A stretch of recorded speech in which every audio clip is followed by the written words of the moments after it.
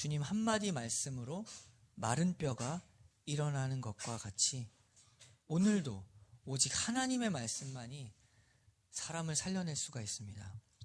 오늘 읽은 시편도 마찬가지죠. 지금 이 시인은 자기의 상태가 어떠하냐면 정말 마른 뼈와 같다.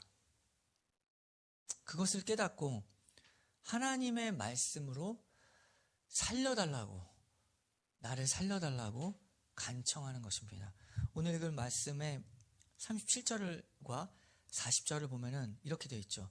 주의 길에서 나를 살아나게 하소서. 40절은 주의 의로 나를 살아나게 하소서 라는 표현이 있는데, 살아나게 하소서, 이걸 히브리어나 영어를 통해서 보면은 ESV 번역에서는 이렇게 표현합니다. 이 히브리어 번역과 제일 유사한데 Give me life입니다. 생명을 주소서. 생명을 주소서. 그 말은 죽었다는 말입니다. 내 상태가 죽은 것과 같이 마른 뼈와 같아. 이 에스겔의 마른 뼈와 내가 동일하다. 그래서 생명 주소서, 살려달라, 나를 살려달라 라고 간청하는 것입니다. 그런데 이렇게 말하는 사람이 누구냐는 것이죠. 지금 이 사람 정말 죽을 만한 사람이었고 마른 뼈와 같은 사람이냐? 이 사람은 시편 119편의 저자입니다. 시편 119편은 어떻게 되어 있었죠? 히브리어 알파벳 순서로 표현할 정도로 이 사람 지금 말씀에 정통한 사람입니다.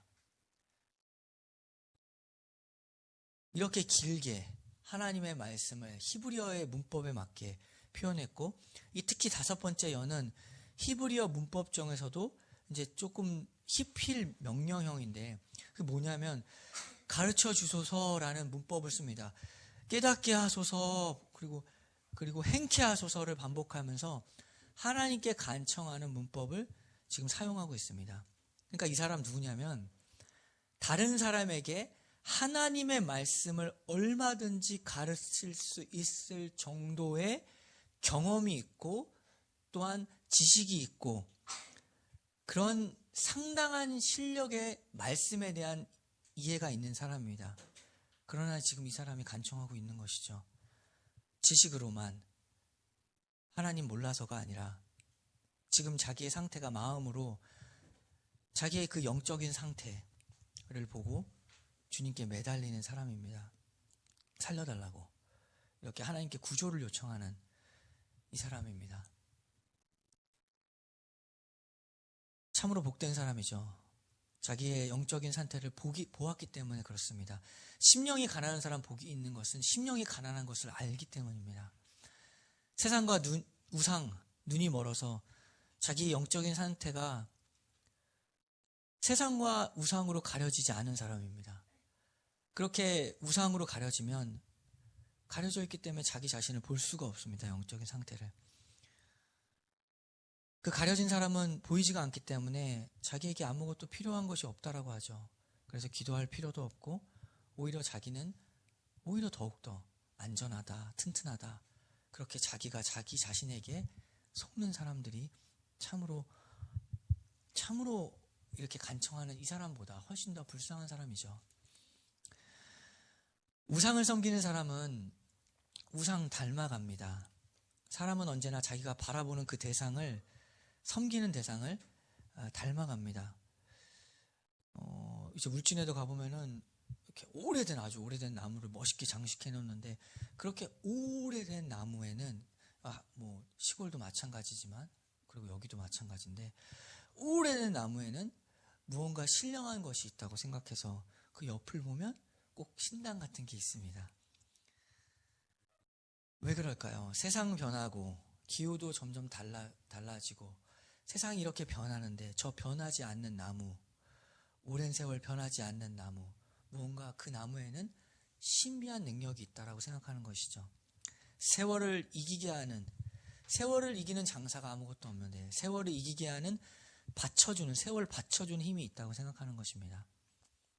그래서 그것을 섬기면 자신의 인생 역시도 흔들리지 않고 오랫동안 저 나무처럼 유지될 것이라고 생각하기 때문에 그 옆에다가 그런 일들을 하는 것입니다. 사람이 어떤 대상을 섬기는 것을 보면 그 대상과 동일화되는 경향이 있습니다. 돈 섬기는 사람 아주 식별하기 쉽죠. 그 입에서 돈 얘기밖에 안 나옵니다. 외모가 우상되는 사람은 그 외모 위에서 외모를 이야기하고 외모를 위해서 시간을 다 바칩니다. 우리가 알듯이 원판불변의 법칙이 있습니다. 아무리 노력해도 안 되는 것이 있는데 그 절대적 법칙을 받아들이지 않으려고 하고 자꾸만 노력하는데 시간 모든 것 다 바치는 것, 외모가 우상이 되어서 시간을 다 바치는 것입니다. 그러나 주 예수 그리스도를 닮아가는 사람은 그분을 닮아가기 위해서 그분의 말씀을 듣고 또 그분이 걸어간 그 길을 또한 닮아서 걸어가게 됩니다. 시편 오늘 읽은 119편 33절이죠.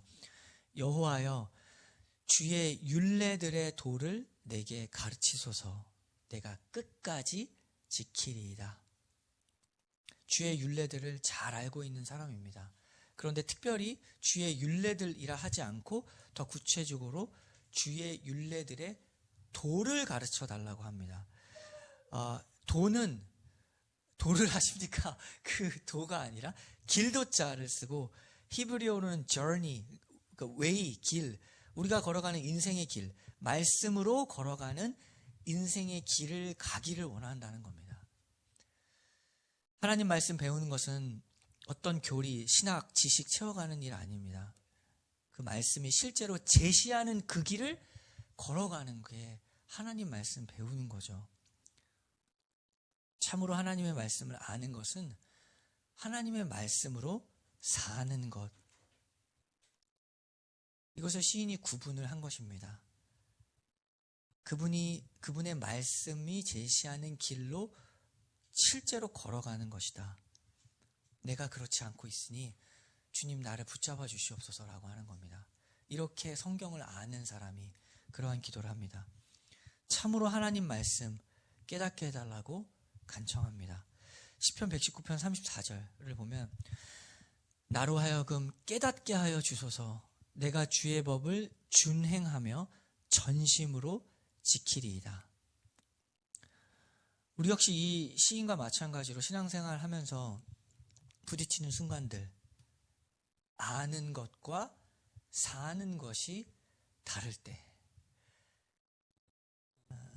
몰라서가 아니라 내가 싫어서 일부러 안 할 때, 말을 이런 식으로 하면 안 되는데, 태도를 이렇게 하면 안 되는데, 하나님 기뻐하시지 않는 거 아는데, 내 승질 내가 못 이겨서 화를 내거나, 또 미워하거나, 상대방 무시하는 나 자신, 아는 것과 사는 것이 다른 바로 나 자신을 보게 되는 것이죠.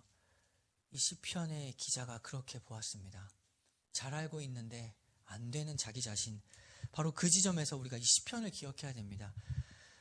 이렇게 말하죠. 시편 119편 34절 나로 하여금 깨닫게 하여 주소서 내가 주의 법을 준행하며 전심으로 지키리이다.